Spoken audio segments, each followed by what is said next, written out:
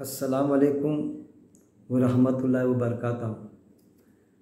रुफ़क़ाए मोहतरम, आज हम माशरे के उस बिगाड़ के सूरत की तरफ गुफ्तगू करेंगे। मैं निशानदही करूँगा कि जिसमें हमारे मुस्लिम माशरे की अक्सरियत गर्क है और जाने अनजाने में एक आम ईमान वाला, हम आम ईमान वाले उसमें मुलविस है, ये समझ के कि गोया वही इस्लाम है। अब देखिए, हमको बतलाया जाता उसूली बात है कि भाई अकेला काम मत कीजिए आप। अल्लाह के दीन हक़ का काम जो है अकेला ना करें, हम किसी भी इज्तिमाई से जुड़ जाए। ज़ाहिर है, बिल्कुल वजह बात है कि हम एक अकेला काम करते हैं और एक सब मिल के काम करते हैं तो उसमें एक पावर आता है, एक शक्ति आती है, इससे इनकार नहीं किया जा सकता। लेकिन हमारा नज़्बुल क्या होना चाहिए? हमारा ईमान किस पर है? एक अल्लाह पर, वन बुक वन गॉड। सवाल ही पैदा नहीं होता। अल्लाह एक और इसकी किताब एक, और इस किताब में क्या है? ज़िंदगी गुजारने का तरीका। किसकी ज़िंदगी गुजारने का तरीका? हमारी अपनी ज़िंदगी गुजारने का तरीका, कि हम ज़िंदगी कैसी गुजारें। फिर जो हम जमात से जुड़ के काम करते हैं, हमको बताया जाता, हमको दिखाई देता। हमारे माशरे में तरह तरह प्लेटफार्म है।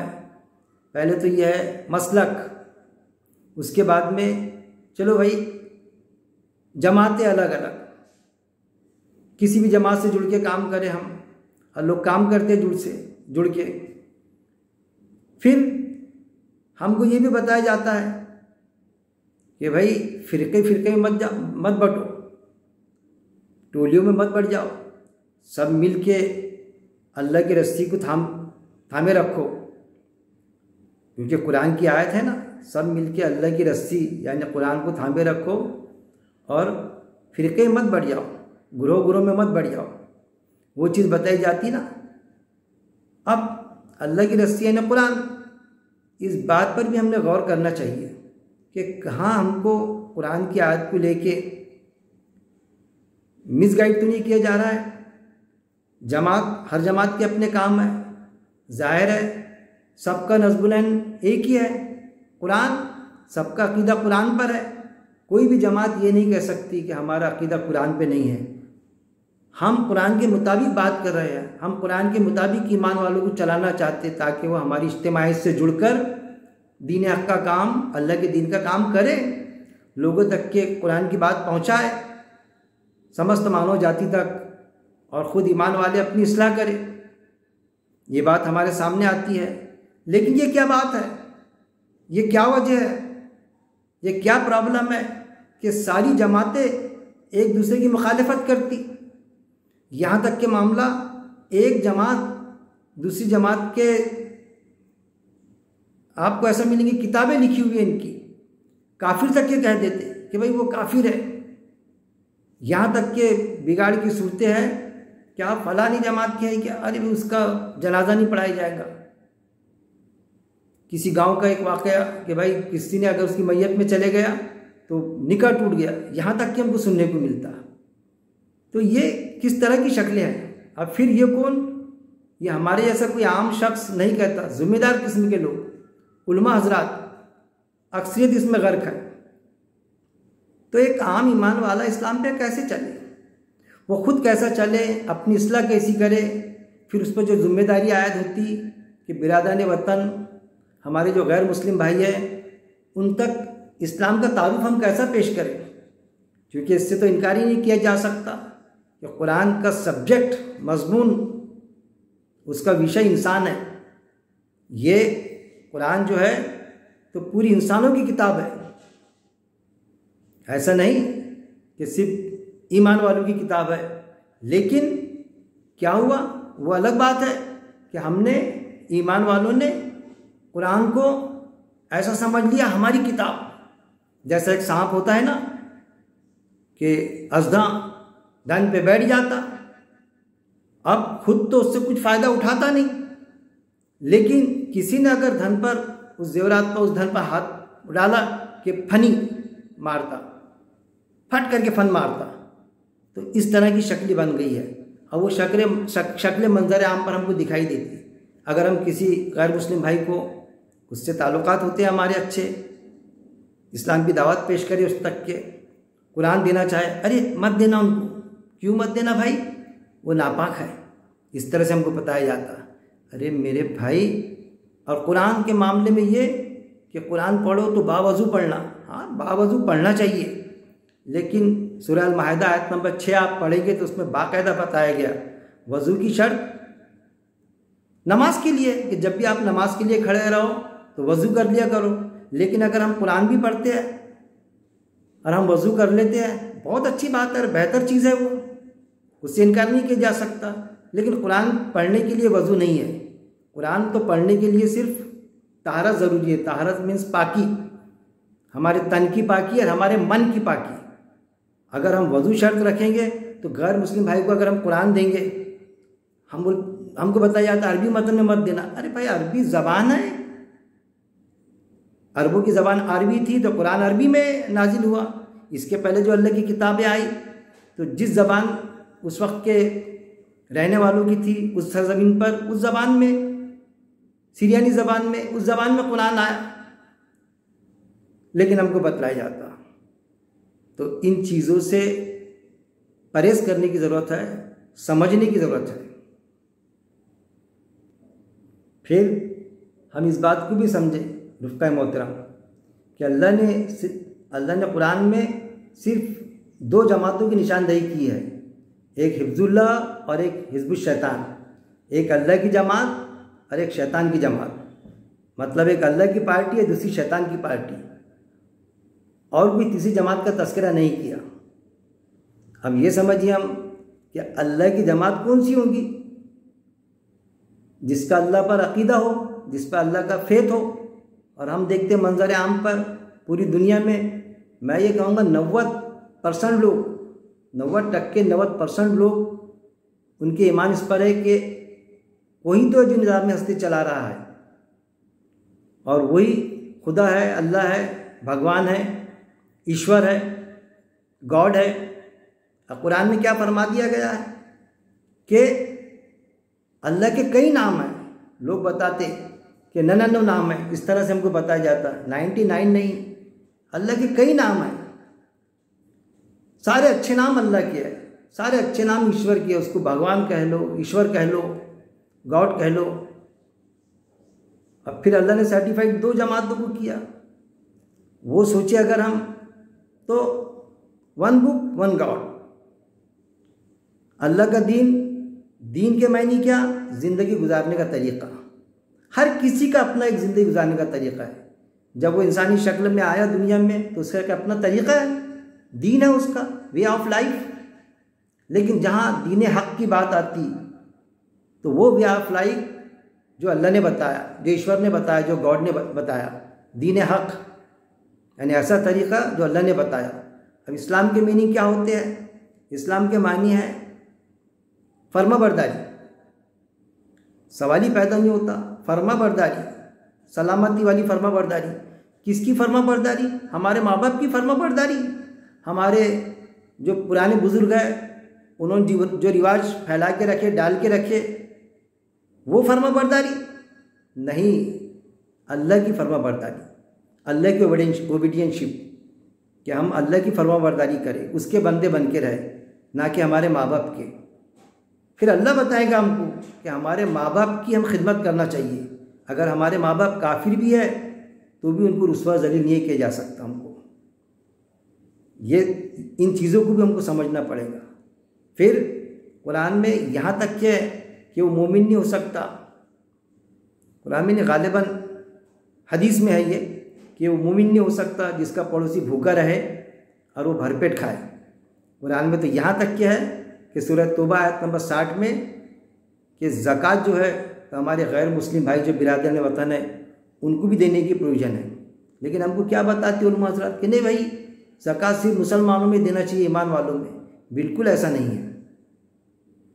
मेरा खुद और मेरे फैमिली का मामूल ये है कि कोई गैर मुस्लिम भाई भी आता है तो हम बाकायदा ज़कात देते हैं उसकी, क्योंकि कुरान में शक्ल है कि सवाल करने वाले का सवाल पूरा करो।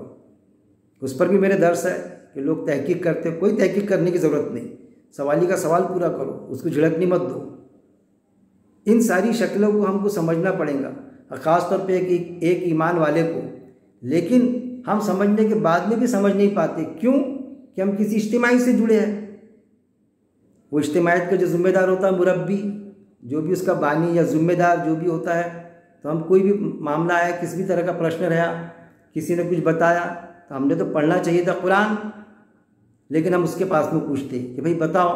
वो बताता नहीं ज़कात देती नहीं आती, नहीं फलानी चीज़ करती नहीं आती। वो तलाक बेअक़्द वक्त बोल दिए 3 बार 4 बार तो हो गई तलाक, हम उस पर बिल्कुल चल पड़ते। जबकि माँ आयशा रज़ियल्लाहु ताला अन्हा से किसी ने पूछा कि आप सल्लल्लाहु की ज़िंदगी क्या थी, तो क्या फरमाया हमारी माँ ने? कुरान, क्या तुमने कुरान नहीं पढ़ा? कुरान का जीता जागता नमूना थी आप सल्लल्लाहु की ज़िंदगी। किसी सहाबी से पूछा गया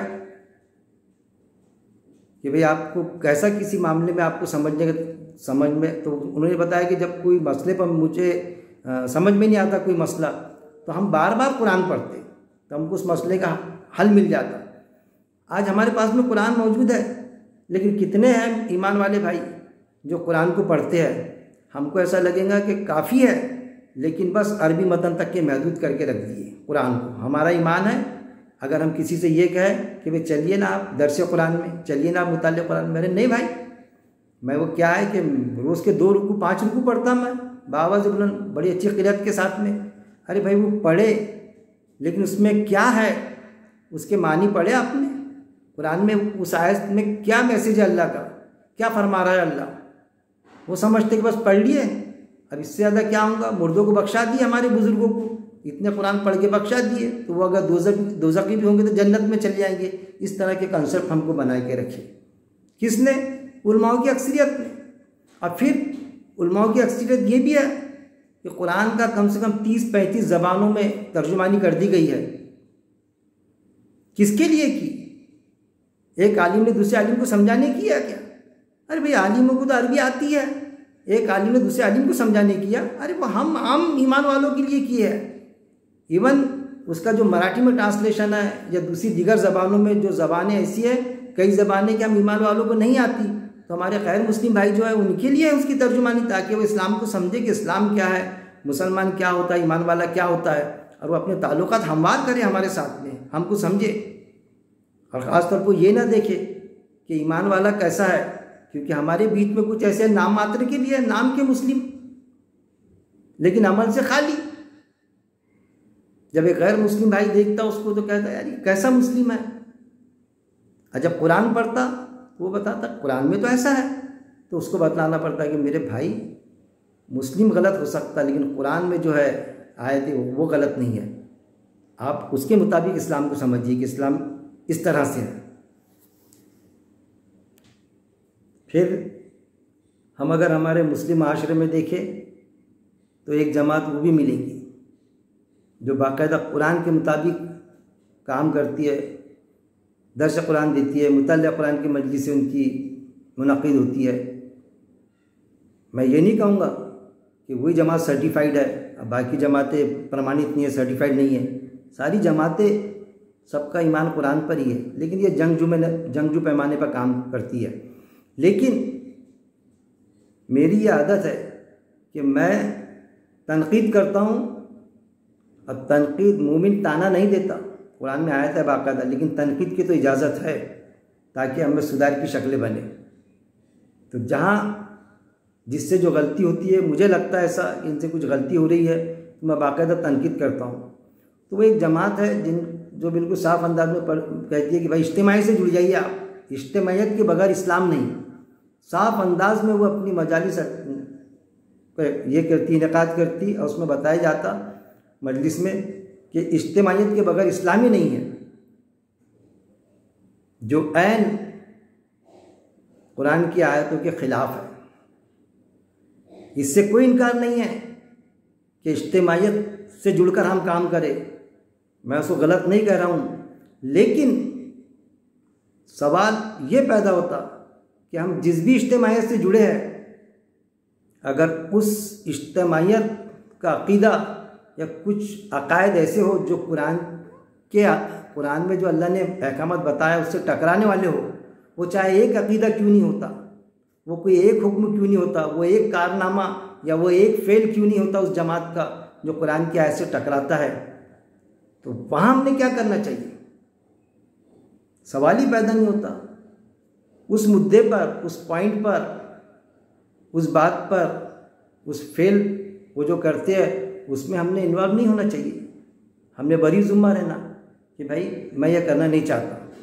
लेकिन अगर उस जमात से जुड़ने के बाद में अगर हम ये कहें कि भाई जमात से इंसान जुड़ जाता है, इज्तिमा से काम किया जाए, लेकिन जब कोई काम उसको गलत लगता कि भाई ये तो कुरान की आयत के ख़िलाफ़ है, वो कहता जब उनसे, तो वो उसको नज़रअंदाज करते हैं।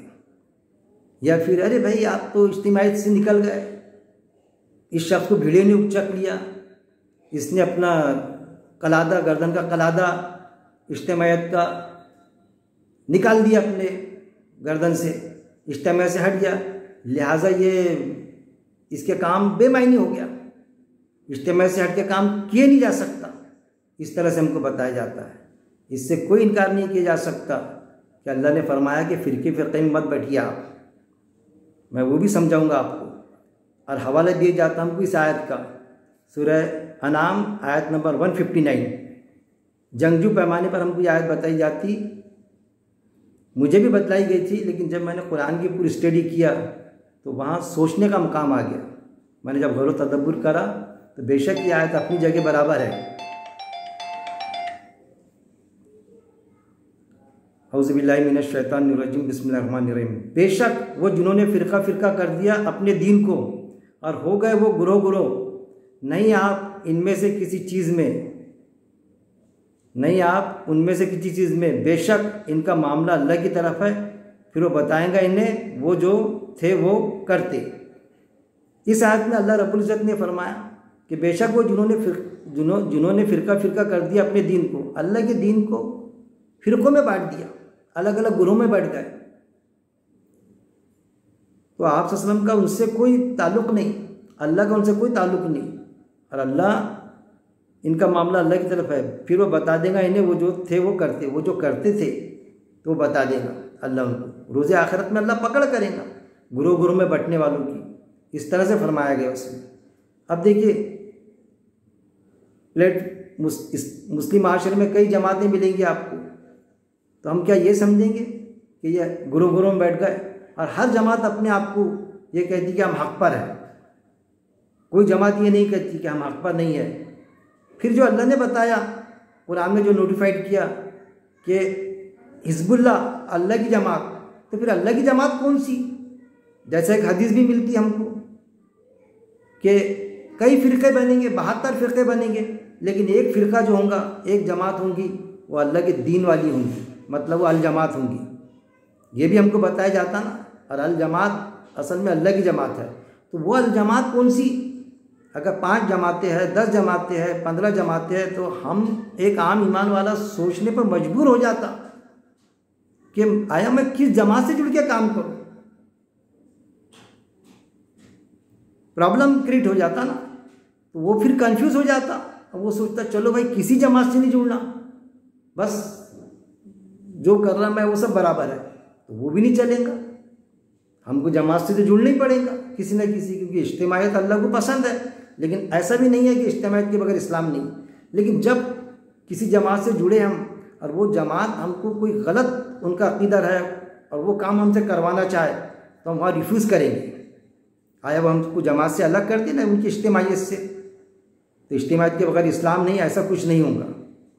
ये चीज़ को हमको समझना पड़ेगा। हमको ये आयत का सहारा लेके हमको बताया जाता कि भाई इज्तिमाइयत से जुड़ जाओ। अगर थोड़ा भी हमने उनके इज्तिमाइयत का जो अक़ीदा है उससे हटे, जो कुरान के आयत के ख़िलाफ़ है, अल्लाह के हुक्म के ख़िलाफ़ है, तो वो कहने लगते कि भाई इतनी बड़ी जमात गलत हो सकती क्या? इतने सारे मुरब्बी उसमें, इतने उलमा हज़रात हैं, इतने पढ़े लिखे बड़े बड़े साइंटिस्ट है ये, तो वो गलत हो सकते कि अक्सरियत उस पर चल रही है और तुम सबसे हटके जा रहे। ये नई चीज़ लाया आपने, आप लब्बैक कहिए फला बात पर, जमात से जुड़ के आप काम कीजिए, जबकि कुरान के मुताबिक नहीं होता वो। तो उस वक्त में एक ईमान वाला परेशान हो जाता है कि मैं क्या करूं। ये प्रॉब्लम क्रिएट होता। उस चीज़ का हल मैं आपके सामने पेश करूंगा कि आया जो हमको बतलाया जाता है कि हम अकेले काम ना करें। क्या बतलाया जाता हमको कि हम अकेले काम ना करें। वो दीन का काम अगर अकेले करते हैं हम, तो वो काम सर्टिफाइड थोड़ी है। किसी भी इज्तिमा से जुड़ के काम करना चाहिए। अरे भाई, इज्तिमा से जुड़ के तो काम करना चाहता हूँ ना मैं, लेकिन इज्तिमा पे कोई गलत अकीदा है तो क्या मैं उसमें इन्वॉल्व हो जाऊँ? जब अपनी बात पेश करता हो तो पहले तो उसको बोलने का मौका दिया जाता था, बाद में अपने डाइस से उसको बोलने भी नहीं दिया जाता। उसके बाद में अगर वो बाद में उस चीज़ को लेके बाहर मंजर आम पर वो चीज़ पेश करता कि भाई ऐसा नहीं ऐसा है, अब भाई आप तो फला जमात से जुड़े हुए हैं लेकिन उनका तो अकीदा ये है, और हम बता दें कि नहीं वो उस चीज़ उस मामले में गलती पर है, लेकिन मैं उस चीज़ से निकल गया, तो फिर उस पर ये चार्ज लगाती कि आप तो जमात के खिलाफ जा रहे हो। इसीलिए मैंने बताया कि मेरा रवैया है, मैं मुखालिफत इल्म की बुनियाद पे करता, बुक्स की बुनियाद पे नहीं करता। तनकीद का हक़ है, लेकिन मुखालिफत इल्म की बुनियाद पे होना चाहिए, बुक्स की बुनियाद पे नहीं। तो ये बताया जाता कि भाई नहीं, उसके फिर उसको एक तरफ डाल दिया जाता, ये भी मामला होता। तो ऐसी सूरत में एक आम ईमान वाला क्या करे? क्या अल्लाह के दीन का काम बंद कर दे? बिल्कुल भी नहीं। उसकी बाकायदा नोटिफिकेशन है। अब आप जब देखेंगे, कुरान का मुताला करेंगे तो आपको पता चलेगा। जैसा इब्राहिम सलाम के बारे में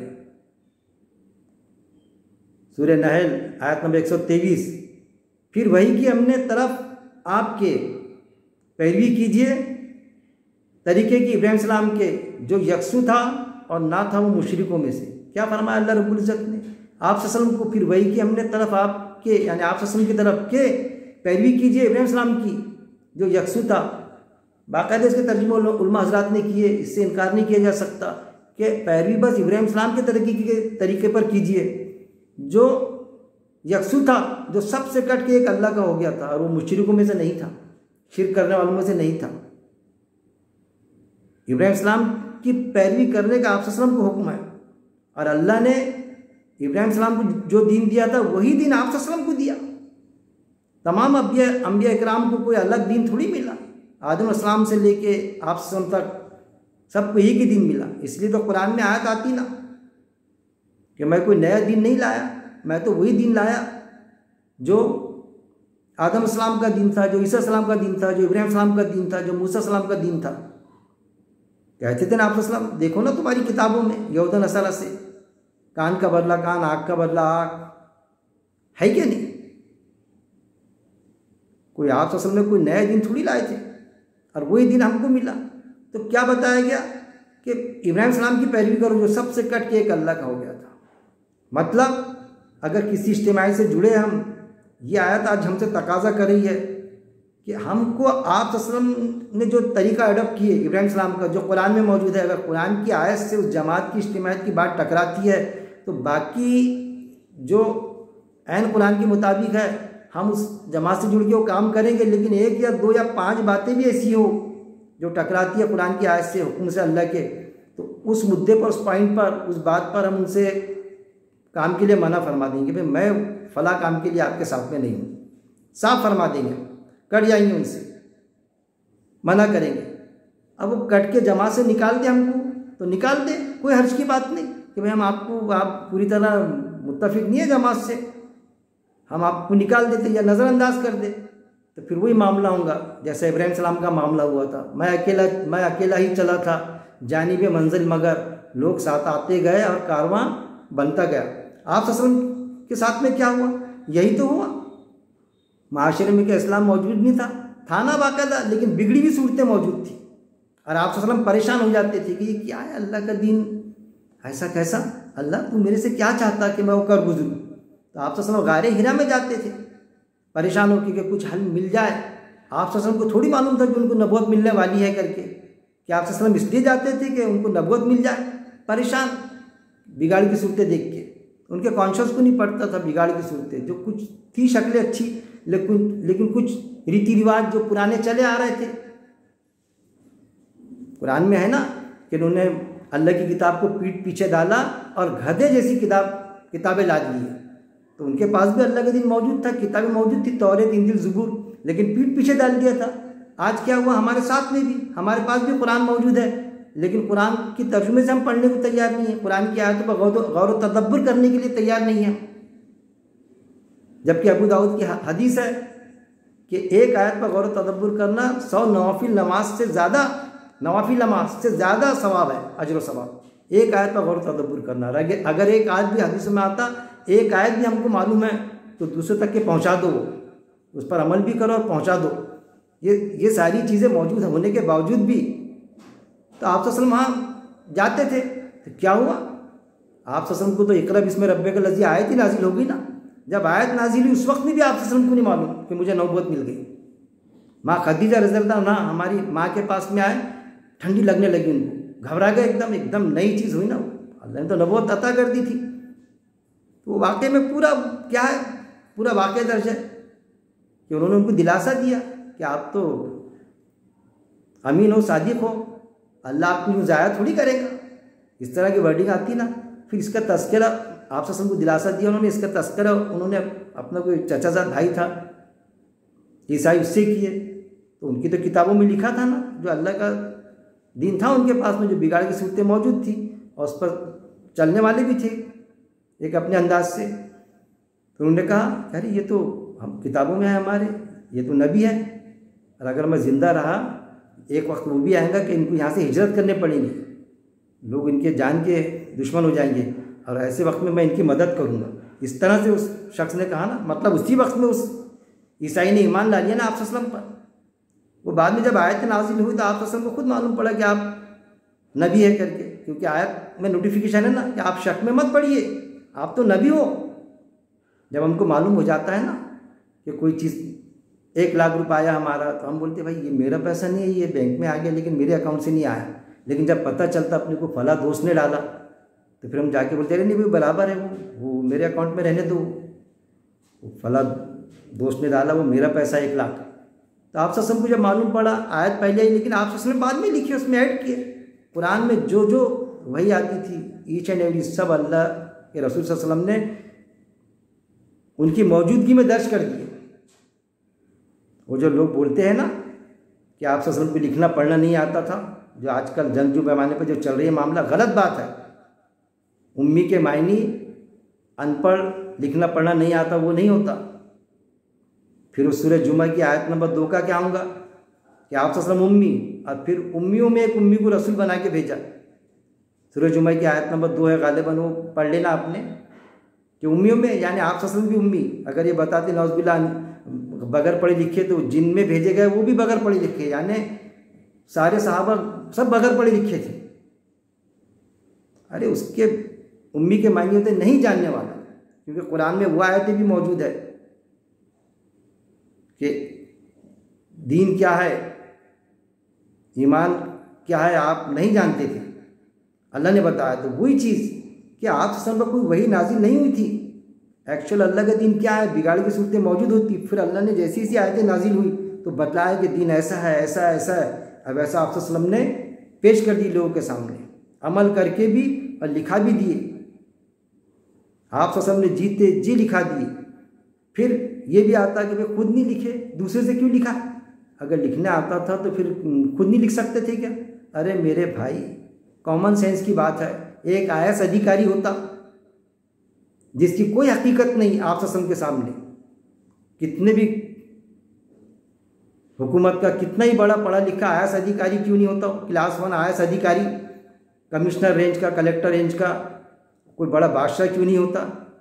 लेकिन मैं मिसाल दे रहा हूँ कि वो जब ड्राफ्ट लिखाता तो अपने पीए को लिखाता, डिक्टेट करता, ड्राफ्ट लिखाता हो और पीए लिखता। तो हम क्या ये कहेंगे क्या किसकी क्या मजाल है कि आईएएस अधिकारी है, उनको तो लिखना पढ़ना आता ही नहीं। अगर आता था तो खुद नहीं लिखते थे, वो पीए को बुलाए, पीए ड्राफ्ट लिख रहा। अब फिर उनको लिखना भी नहीं आता, फिर फलां को बोले कि भाई वो दूसरे बाबू को बुलाए, क्लर्क को, चलो टाइप करके लाओ ये कंप्यूटर से, तो उनको लिखते भी नहीं आता। ये मतलब होगा उसका। अरे आप सल्लम पर जैसा अधिकारी का मामला है, किसी ऑफिसर का, आईएएस अधिकारी का खुद, हालांकि वो उसकी क्या औकात पीए की, एक क्लर्क कैटेगरी का एक बाबू जिससे टाइप कराता, उससे तो कई गुना पढ़ा लिखा होता हो। और सरकार का मामला क्या, कैसे इल्म दिया था आप सल्लम को अल्लाह ने। या आईएएस अधिकारी दुनिया के कोई बड़े बादशाह या कोई आप सल्लम के पैर के नोक की भी बराबरी नहीं कर सकते। और ये कि लिखना पढ़ना नहीं आता था, सब आता था आप सल्लम को, सारी चीजें समझती थी। इसीलिए तो अमीना सादिक थे ना, किसकी अमानत कैसी रखना, कहाँ सच बोलना, कहाँ नहीं बोलना, सब समझता था आप सल्लम को। लेकिन बिगाड़ की सूरतें मौजूद थी,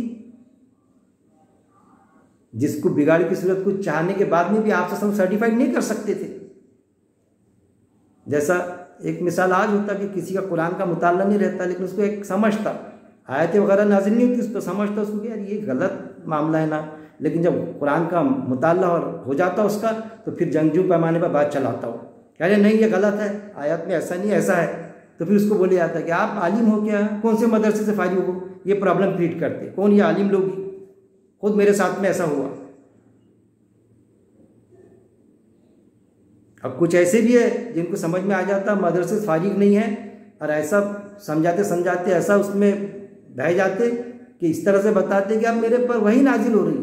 अरे मेरे भाई इतने शाने मत बनो, नबूवत का दरवाज़ा बंद हो गया, आप सल्लम के बाद में कोई नबी आने वाला नहीं है, अब किसी पर वही आने वाली नहीं। आप ये कहो कि ये सब कुछ आ गया कुरान में, ये आयत मेरे समझ में आई, इतने दिन से नहीं आई थी, लेकिन अब मेरे ख्याल में ये आयत कि इसका ऐसा मफहूम है, ये है, और लोगों तक के पेश करो। नहीं मेरे पर आयत नाजिल हो रही है, वही आ जा रही मेरे पर, समझ में आया। बोलो तुम्हारी औकात को समझो। दुनिया का कितना बड़ा भी इंसान आप सब इस दुनिया से चले गए, वही का दरवाज़ा बंद हो गया, नबूवत का दरवाज़ा बंद हो गया, नबूवत का। वही तो जनरल एक वो वही होती जो जिब्रील अमीन लाते थे, एक वो वही थी जो मरियम रज़ी अल्लाह ताला अन्हा को भी आई थी। ऐसा ऐसा अल्लाह ने जो फरमाया था, फरिश्ते ने लाया था, तो वो उनके खुद के लिए थी पर्टिकुलर कि तुमको क्या करना है। लेकिन नबी को जो वही आती तो उसलिए थोड़ी आती कि बस तुमको जो करना है वो आती, अरे तुमको भी करना है और लोगों तक के भी पहुंचाना है कि लोगों ने भी करना चाहिए, उसके मुताबिक, वही के मुताबिक चलना चाहिए, अपनी ज़िंदगी गुजारना चाहिए। ये फ़र्क है वही में, एक नबी की वही लोगों तक के पहुंचाने के लिए होती, लोगों तक के, इंसानों तक। कुरान की आयत है ना, तो इन चीज़ों को, इन शक्लों को भी हमको समझना पड़ेगा। तो जैसा इब्राहिम सल्लम का मामला था, सबसे कट के एक अल्लाह का हो गया था, तो हम किसी भी जमात से, मैं आपको वो चीज़ बताऊंगा कि फिर इसका मतलब कि अगर हम जमातों से जुड़ के चले तो गलत है, अकेले होकर काम करना चाहिए। अकील भाई क्या ये मैसेज देने आया हूँ मैं यहाँ पर? बिल्कुल ऐसा नहीं, मैं उस तरह से नहीं कहूँगा। आप जिस भी जमात से जुड़े हैं उस जमात से जुड़े रहिए आप और काम कीजिए, लेकिन तनकीद को मत भूलिए। जब भी किसी जमात का मामला, कुरान का मुताला कीजिए, कुरान को तर्जुमे से पढ़िए आप, और जब भी उनकी बात, किसी बात कोई गलत दिखी, आपको महसूस हुआ, उन तक के पेश कीजिए, क्लैरिफिकेशन मांगिए उनसे कि भाई ये आयत का क्या है, पूछिए उनसे। और आप सेटिस्फाइड नहीं होते तो उसके मुताबिक आप बिल्कुल काम ना करें उनके साथ में उस पर्टिकुलर उस चीज़ के मामले में।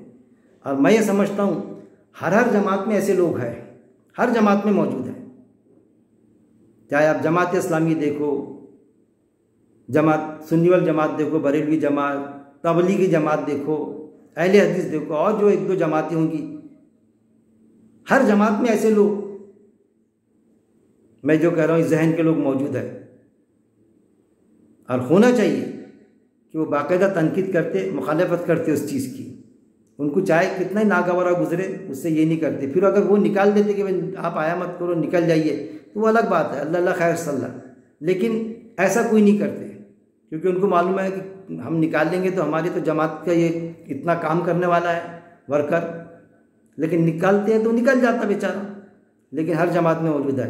और समझिए आप इस चीज़ को, वही ख़ास बात है कि अल्लाह की जो अल जमात है ना, हिजबुल्लाह, अल्लाह की पार्टी जो अल्लाह ने पसंद की है, हिजबुल्लाह हिजबुल शैतान, सबका जो अकीदा है कुरान के मुताबिक है।